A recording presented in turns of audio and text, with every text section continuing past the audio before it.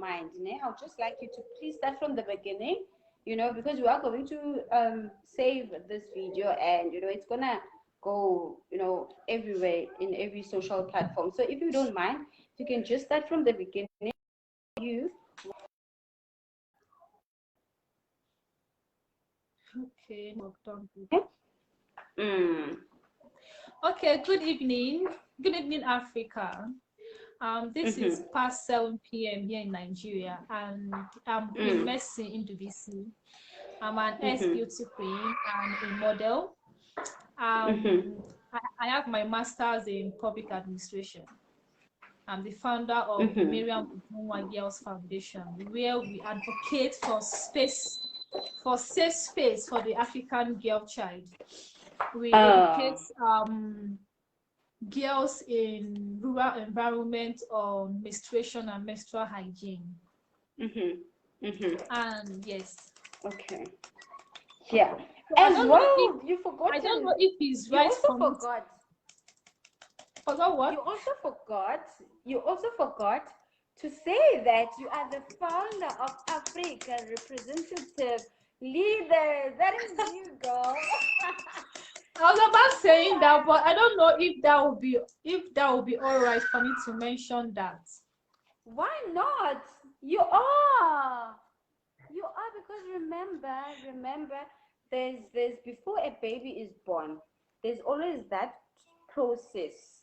There's a process before. So I believe in order for us to be here, it was because of you. It was because of you. So yes. Please do mention that, because you are the founder. Thank you. Okay.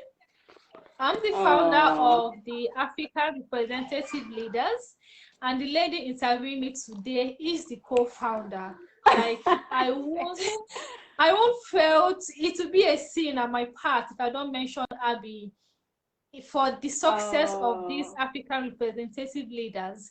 Like, she gave me she gave me, like, she helped me open my head to what I was looking out for, and she gave me, and she was attentive to my initiative. Yeah, I had an idea to bring out, which I couldn't. I pitched it to Abby, and she helped me to grow it out. So if I say I'm the founder, I must mention Abby. Like, she made this possible. Thank you so much. Thank you so much. This is such an amazing platform. So it's an amazing platform. It's amazing to hear and to see that, is even though we are in different parts of the world, we can come together and share our ideas, share our challenges, share the amazing things that we are doing in the whole of African continent. So thank you so much for joining me today.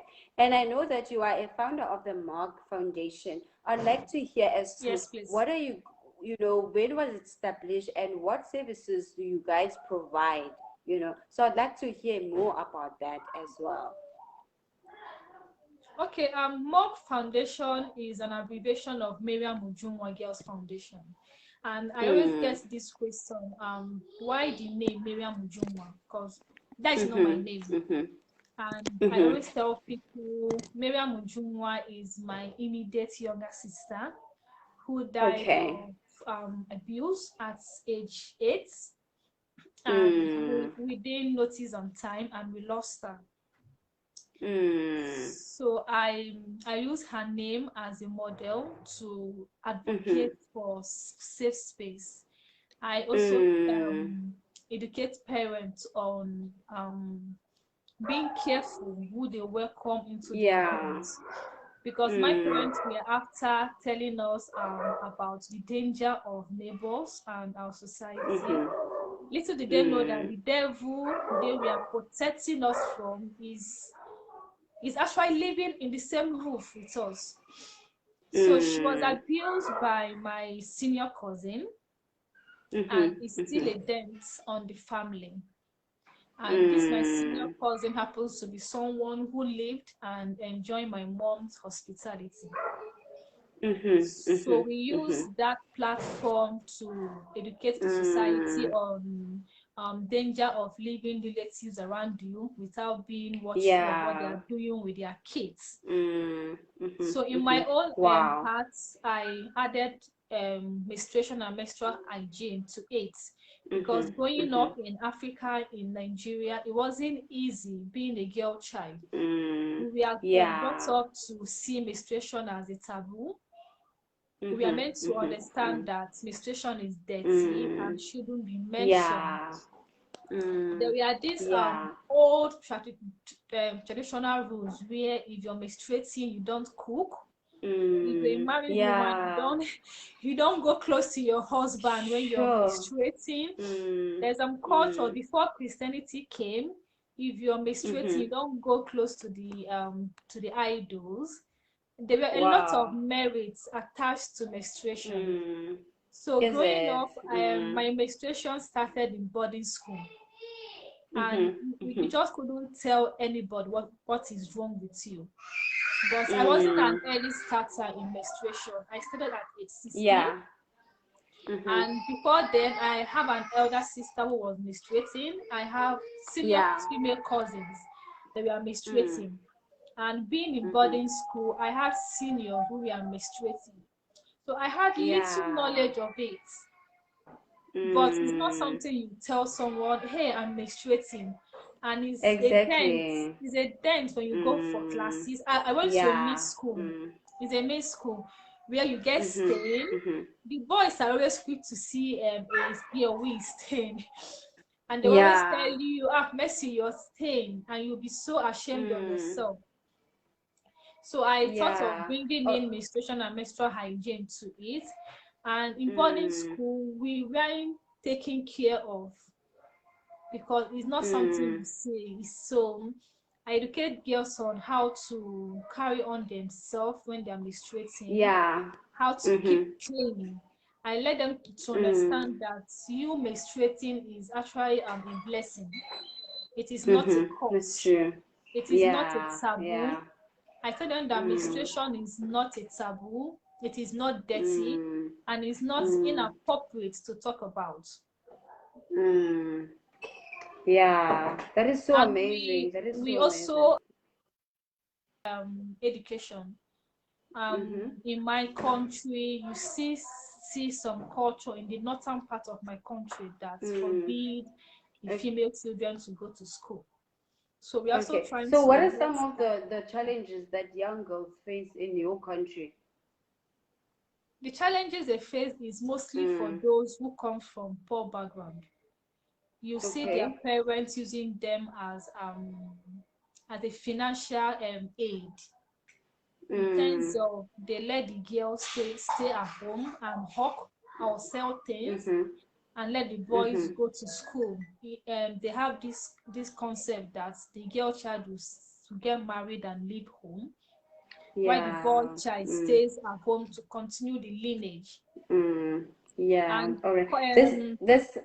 we also have challenges of religion and culture, mostly religion, because we have Christians and Muslims here in Nigeria.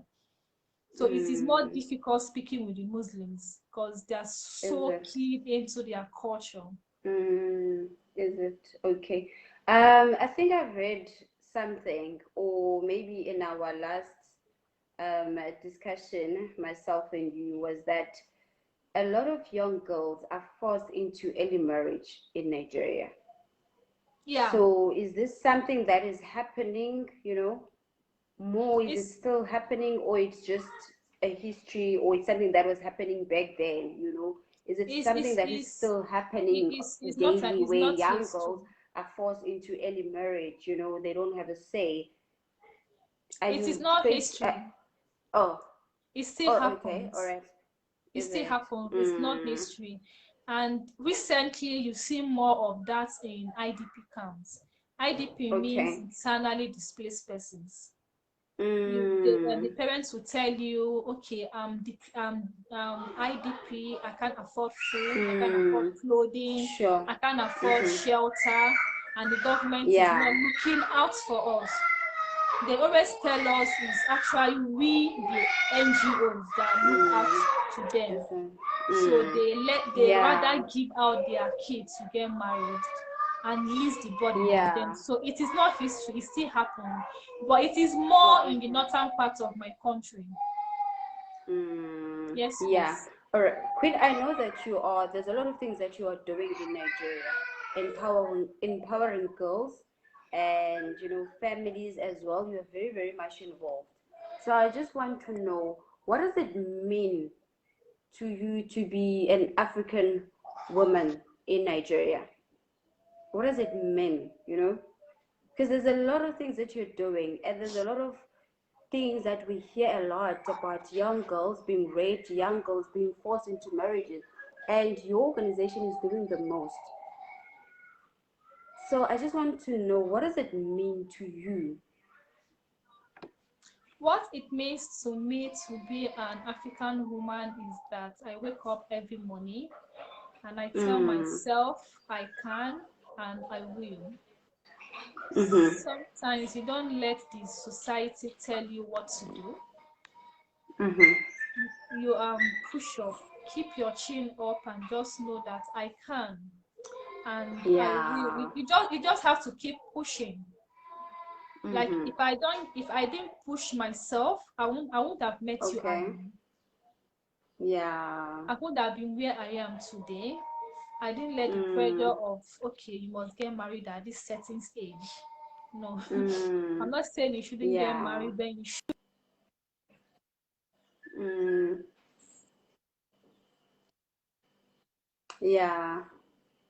Supposed to.